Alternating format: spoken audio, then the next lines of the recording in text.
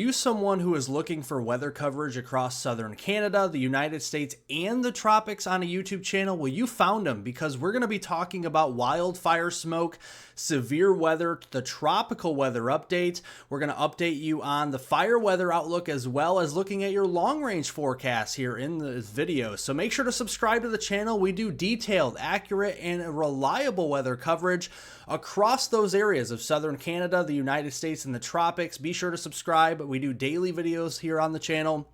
Make sure to like the video, give it a thumbs up, and share it with a friend, family member, and on social media to get the word out. I definitely appreciate it. Let's look here first at your fire weather, or your wildfire smoke rather, and we are actually looking here at poor air quality alerts there in gray across the upper Midwest again and into parts of the Northeast. That is for Minnesota, Wisconsin, Michigan, stretching into northeastern Illinois, including Chicago, northern portions of Indiana, including Fort Wayne, and then over there from western New York all the way to northern Maine in gray. Those are air quality alerts that are poor for air quality because of the wildfire smoke. Further to the south in green across Alabama, Georgia, and northwestern Florida, those are flood watches as they are expecting some major flooding to contend with over the next few days.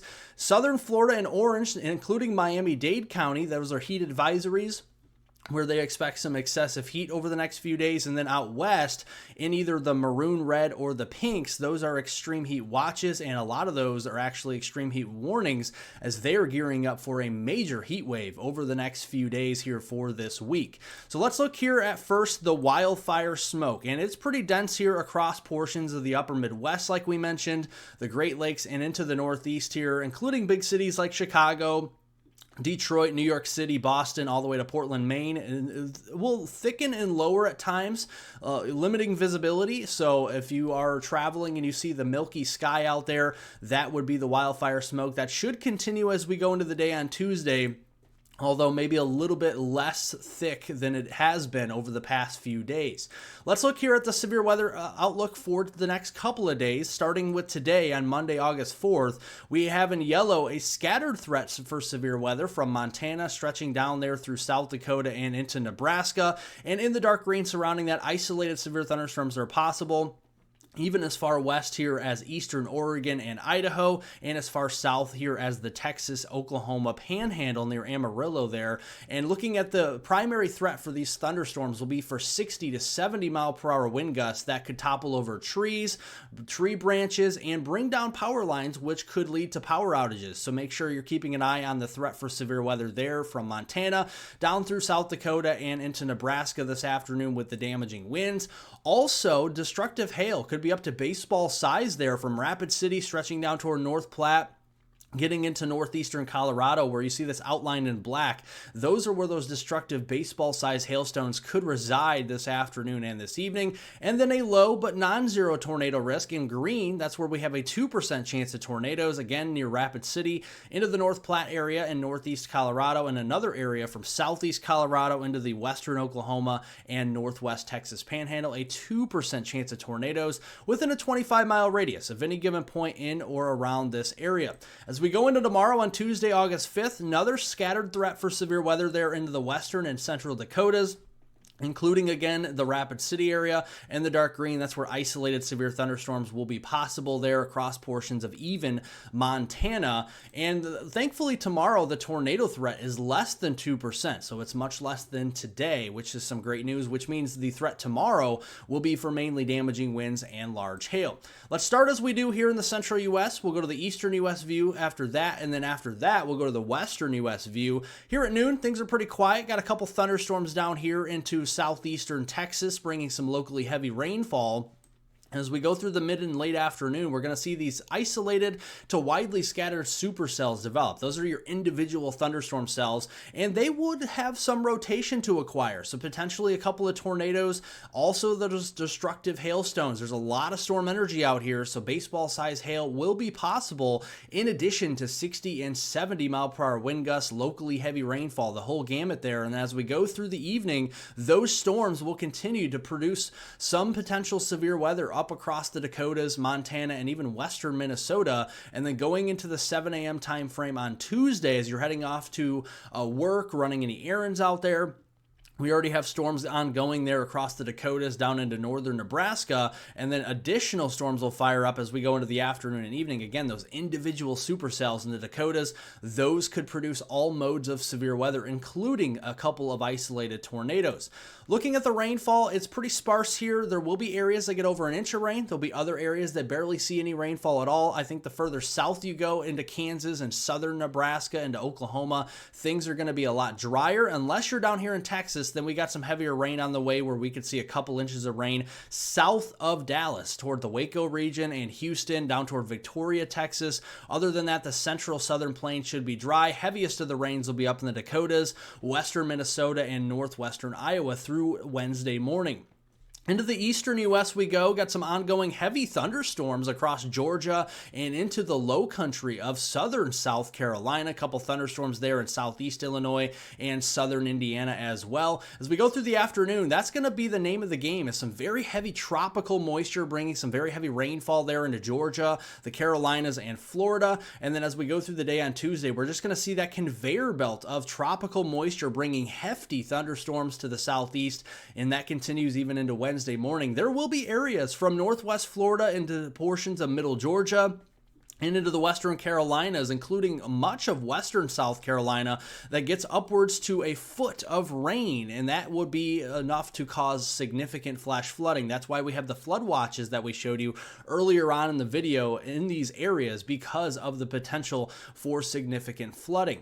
Now let's look at the western U.S. We are seeing some thunderstorms out there across eastern Oregon. Those will start to ignite further east into Idaho, Montana, and Wyoming as we go through the middle and late portion of this afternoon. And then as we go into the evening, a lot more widespread storm activity there for Montana. Some of those could be strong with gustier winds, hail, and some very heavy rainfall. A lot of lightning with those. And then as we go through the day on Tuesday, we're going to see more of those storms pushing further east away from the Pacific Northwest, more so into the northern plains. There could be a couple thunderstorms down there at times in southeastern Arizona and western New Mexico tomorrow afternoon, kind of with the peak heating of the day. They will fall apart quickly as the sun does set. Rainfall amounts are going to be most widespread into portions of Montana through Wednesday morning at 7 a.m. August 6th. You can see a couple areas, northern Montana, eastern Montana, getting an inch or so of rain, tapering off the further west, and especially the further south you go. Pretty bone dry down here toward Nevada, California, and Utah.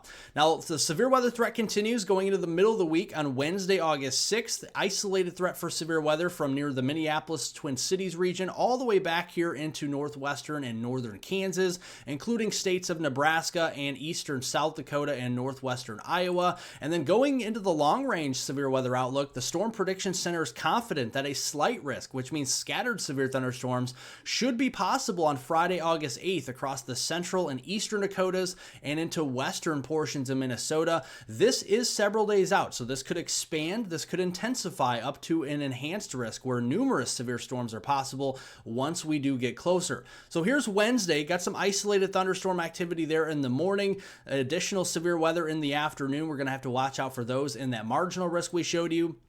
Going into Thursday looks like a bit of a quieter day. So that's kind of why the Storm Prediction Center skipped that day for a severe weather outlook, because it's more isolated coverage of storms if any storms develop. But as we go into Friday, we're going to see more of a storm system bringing severe weather to the northern plains, including the Dakotas and western Minnesota. This could be a complex of storms, telling me damaging winds and hail should be the main risk, but isolated tornadoes as well. And then going into the weekend, we're going to have to watch a cold front with a very strong system for this time of year. 995 millibars up there into Manitoba. That could bring a powerful cold front to the upper Midwest and a lot of wind shear for severe weather. Overall, going through the upcoming weekend through Sunday night on August 10th, there are going to be a lot of rainfall, of course, with the tropical influence across the southeast, including Florida and the Carolinas, but then also with the cold frontal boundary and low pressure system up across the northern plains and the upper Midwest, and a lot of the southern Canadian prairies getting above average rains as well heading in through the upcoming weekend. Now we're going to be talking heat, right? We're going to be seeing that ridge of high pressure into the desert southwest. That's going to be building and amplifying further to the north, and look at that. By the time we get to Thursday, we could have a 600 decameter high pressure ridge across portions of New Mexico. That's pretty strong, and that is going to lead to well above normal temperatures, especially here in the desert Southwest. It's already hot this time of year in the desert Southwest. When you see above normal temperatures, 20 degrees above normal in the desert Southwest, that raises the alarm bell saying this is an extreme heat wave. And look at that, 111 there in Phoenix, triple digits from west and southern Texas building this afternoon. A nice reprieve still from the heat across the upper Midwest into the Northeast. Rain cool air in the Southeast with temperatures barely getting above 70 in places like Atlanta, up toward Asheville there in North Carolina, and up there into the Columbia area in South Carolina, getting barely above 80. And then as we go into Tuesday, here comes the heat starting to build. 113 there in Phoenix, record high start in Phoenix at 116 there on Wednesday. You can see the 90-degree heat making its way toward the Midwest by the middle of the week. And then Thursday, 117. We could take a run at 120 in Phoenix as we go into Thursday. And then as we go into Friday, you can see that heat really building. And then here comes the cold front, bringing down those temperatures yet again for the weekend in the upper Midwest, back into the 70s with some lower humidity. Now, as the cold front is coming through, ahead of it, we're going to see a lot of moisture building through the week, gradually increasing that moisture here into the Midwest and the central U.S. in general. And it is the Corn Belt after all, and that means this time of year, the mature corn crop in early August, even mid-August, is still going to be evapotranspirating a lot of that moisture back into the atmosphere, and that is going to lead to what we call corn sweat. So you walk outside, those dew points are in the upper 70s, low 80s, and that causes you to sweat very quickly. That's what corn sweat is. And you can see this afternoon, we're going to see the triple digit heat index readings down there, mainly into southern Texas, but each day that's going to be another state or two further to the north. You can see that starts to build into Oklahoma, Kansas, and Arkansas by tomorrow afternoon on Tuesday. Wednesday, that builds even further north. And then Thursday, Friday, we can see that triple digit heat index is building all the way up there into South Dakota, Minnesota, Iowa, and Nebraska with widespread triple digit heat, potentially over 105 at times there in the central and southern plains by the time we get to Friday, August 8th. Let's turn in and talk about the tropics, right? We're going to be talking about the tropics here very much over the next few days because there is a lot going on. Here we got a Bermuda high, kind of a double-barreled area of high pressure in the north and northeast Atlantic, closer to Europe. We got a little bit lowering of the pressure just off the east coast there, and underneath in the main development region, that's also where you look at the lowering of the pressure this time of year. We do have a new tropical system in the Atlantic, and that, my friends, is Tropical Storm Dexter that has formed, and this is moving away from North America. Now, there's another area of interest behind that there with the lemon just off of the Georgia and Carolina coast, and then in the main development region, this is literally a wave that is at this time moving right off the African coast, is going to be moving into the MDR and then taking a run toward the fish into the Atlantic as we go in the long range. So looking here today, here's Tropical Storm Dexter. This is going to be bringing some swells to potentially areas near Bermuda, but it's going to be moving quickly out to sea. We have another area of interest once we see a low pressure trying to develop there off the Carolina coast, middle to late portion of this week. That's bringing all that tropical moisture. A system could get hung up there, maybe another tropical depression or weak tropical storm, but that also should be moving hopefully away from the east coast of the U.S. Then our attention will turn towards the main development region as a robust tropical wave comes off of Africa, and the first robust tropical wave of the season, because if you remember, a lot of Saharan dust has been coming off of Africa, impeding these systems and suppressing them from developing. This process may come to an end by the time we get into especially the weekend and next week. And we are looking here at the systems homegrown that could produce some very heavy rainfall here into the Carolinas, into Georgia and Florida. Even Virginia could be seeing some hefty rainfall just through Sunday night on August 10th. We could be seeing potentially some double-digit totals up here into North or even South Carolina. So that could cause significant flash flooding. If you can imagine the terrain out here, very hilly here. So that could cause a lot of runoff of the water. Now, here is the long range outlook on the Atlantic Ocean over the next couple of weeks, especially going into next week. There are some members of the Euro that are actually showing something developing from the main development region and towards the Greater and Lesser Antilles. Now, don't take this to the bank and run with it, but but there is a trend towards the middle of August, something we may need to watch here for the Caribbean, that is for sure. And then the GFS ensemble guidance is very much in tune, although it is a little bit more of a fish storm variety with the ensemble guidance. So we'll continue to watch it as we get towards the middle of August. I think between August 12th and August 16th is the time to watch in the Caribbean and closer to the United States, in addition to what's already happening now with Dexter and that system that could develop off the Carolina coast. And we're looking at the East Pacific. It is very busy here as well. We have Tropical Depression 8E that has developed, and then we have a 50 to 60% probability of a developing system coming off of the Central Americas and just south of Mexico over the next few days. You can see a lot of robust tropical waves coming off of the Central Americas and then moving there into the east and eventually the Central Pacific Basin. We have to watch the Hawaiian Islands. Yes, Hawaii, as we have potentially a robust system moving to your north as we go into the upcoming weekend. Here's Saturday. This could be a tropical storm not too far away from the Hawaiian Islands, especially the big island here of Hawaii. And then Sunday, getting dangerously close to the Hawaiian Islands, potentially as a formidable Cat 1 or Cat 2 hurricane. And this, if not a direct hit, this could actually increase the wave heights and the rough surf, rip current risk. You can see the wave heights really starting to increase 10, 15, and then 20 feet right near the center of that. And again, it's not too far away of the Hawaiian Islands. If this deviates just a little bit further south and west toward the islands, that could increase the wave heights, that could increase the rip current risk and the rough surf risk as we go in towards the weekend, but especially early next week around this time next week.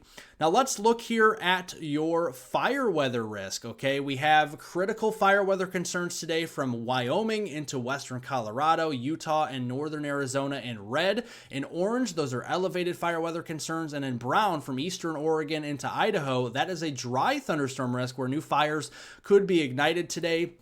And I want you to focus on Utah, okay? So Utah tomorrow will again have a critical fire weather risk, and on Wednesday in similar areas. So especially Utah, but a lot of areas out west, if you have open burning, just really make sure you're taking care of that because it could get out of hand very quickly. So fires are really just prohibited out here. A lot of dry fuels, and I'll prove it to you here. Look at the relative humidity out west into the 4 and even 3% range in some areas there of Utah especially, and that's this afternoon. We go to tomorrow afternoon, same deal, 2 to 4% range. And then we even go to Wednesday afternoon, and again, it's into the 5, 6, 7% range. A lot of areas across the west. And again, this is going to be coupled with some gustier winds too. So if a fire gets out of hand, it could get out of hand very quickly with these gusty winds upwards to 60 miles per hour in the higher elevations, especially the Rockies. But even in the lower elevations, we're talking 30, 40, even 50 mile per hour wind gusts that if a fire gets going, it could turn into a wildfire very quickly, and that's what we don't want to see. So make sure you're being responsible out west and taking care of that as we go here through the long range. And before we go, let's look at the long range forecast between August 11th and 17th. So we are looking at above normal temperatures across the Northeast, and a lot of the United States in general seeing a lot of orange, so above normal temperatures as a mid-August heat wave looms. And then we look here at a precipitation, looks pretty active from Lake Erie and the Ohio Valley down there towards the Tennessee Valley, including the Cumberland Plateau, the Smoky Mountains vicinity, and the northern part of the Dixie Alley. And then looking out west, we have below normal precipitation. Again, Nevada, Utah, like we talked about, that's very dry. That will continue to stay dry through the middle of August. And then Colorado. There will be some reprieve though. Southern Arizona, maybe even Phoenix. We could be seeing some monsoonal flow after this major heat wave in the middle of August. That would be a nice end to the heat wave, getting some rainfall there in the Phoenix area. So we'll continue to watch that as we go through the long range forecast. Thank you all for watching. I know it's a long video. There's a lot to get to. Again, unlike other YouTubers, I don't just talk about the tropics. We talk about everything on here. We talk about drought, the wildfire smoke, the fire weather outlook, the severe weather outlook, temperatures, precipitation, the whole thing. So make sure to subscribe to the channel. We are going to continue to keep you covered across southern Canada, the United States, and the tropics, talking about all of those things daily here on the channel. Also, make sure to like the video, give it a thumbs up, especially if you enjoyed it. Share it with a friend, family member, and on social media. If you did enjoy it, make sure to get the word out again to as many people as possible and leave any comments that you have down below the video. I want to hear from you as well. So thanks for watching, thanks for the support, and have a wonderful and safe rest of your Monday out there.